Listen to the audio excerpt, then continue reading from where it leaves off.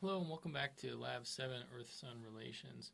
We're going to be talking about how to read the analemma or read an analemma, and then also how to estimate the noon-sun angle, and then to use that as a means of kind of thinking about what our latitudes are. So during the June solstice, especially in Illinois, we're closer to the ecliptic plane, and it turns out that means that we're higher up, or the sun, I should say, is higher up overhead. So the angle between the sun and the Earth's surface is larger. And we're getting more solar radiation because it's closer to 90.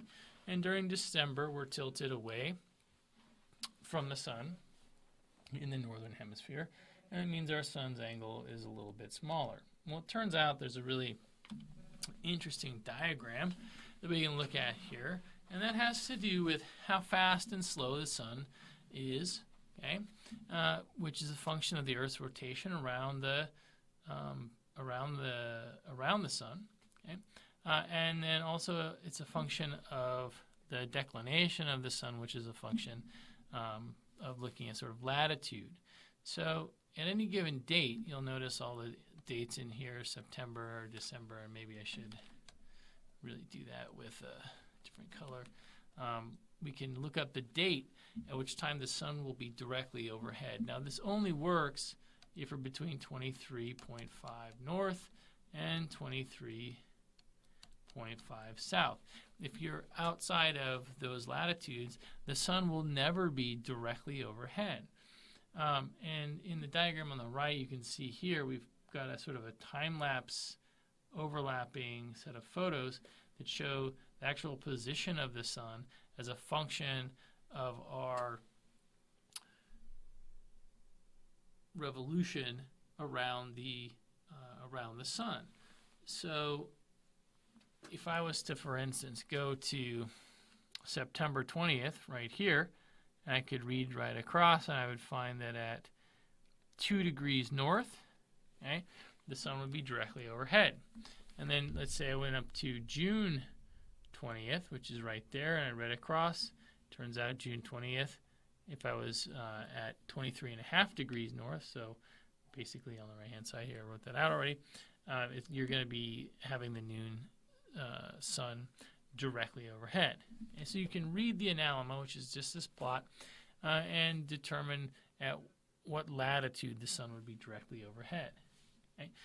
So this is interesting because there's a relationship where for every degree of latitude you are away from the latitude where the sun is directly overhead, okay, then the sun will be down in the sky or lower in the sky by 1 degree.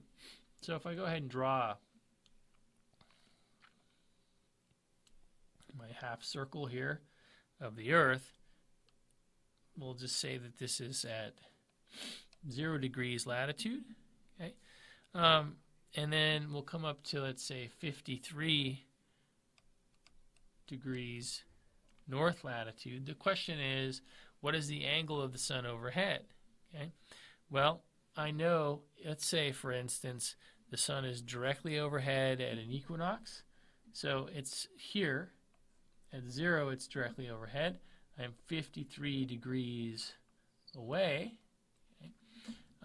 And so that means I can go and take the sun's angle, which at 0 degrees at the equator would be 90. It's going to be 90 degrees minus 53 degrees is equal to 37 degrees.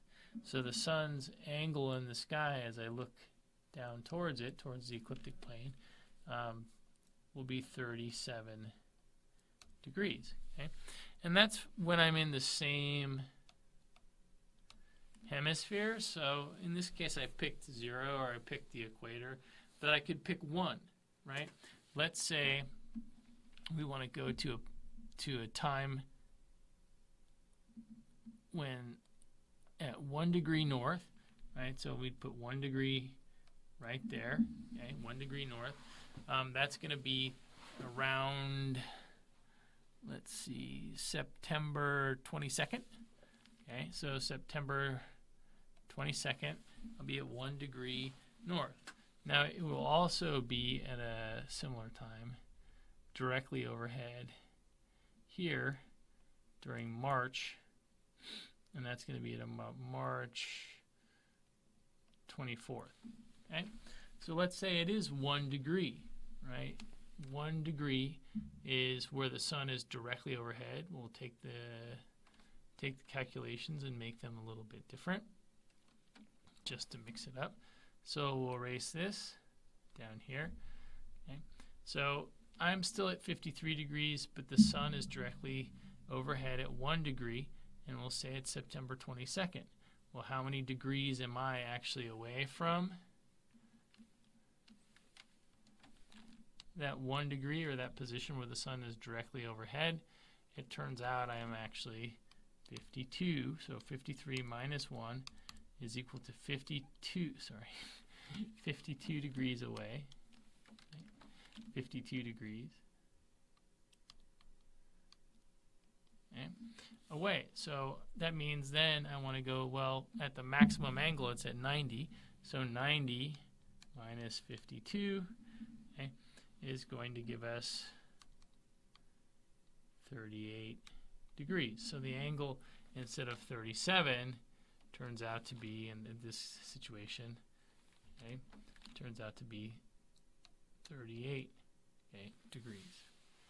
Now, what happens when I'm in a different hemisphere? All right, so this was the same hemisphere. Same hemisphere. What if I'm in a different hemisphere than the location where the sun is directly overhead? And so I got to draw a slightly different diagram here. So I'll draw my half circle like this. I'll add in my equator. So here's my equator. Okay. And let's say I'm interested in, doing this during the June solstice. Okay. And when the sun is directly overhead at sort of 22 degrees north, right? So the angle here, the noon sun time angle, is 90 degrees here. Okay?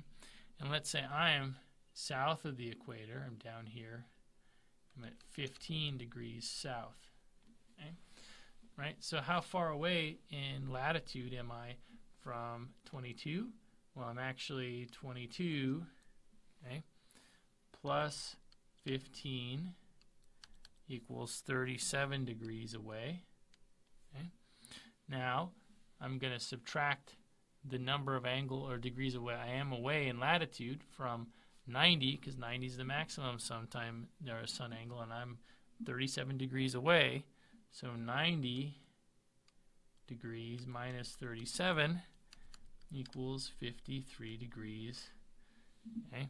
And that will be the noon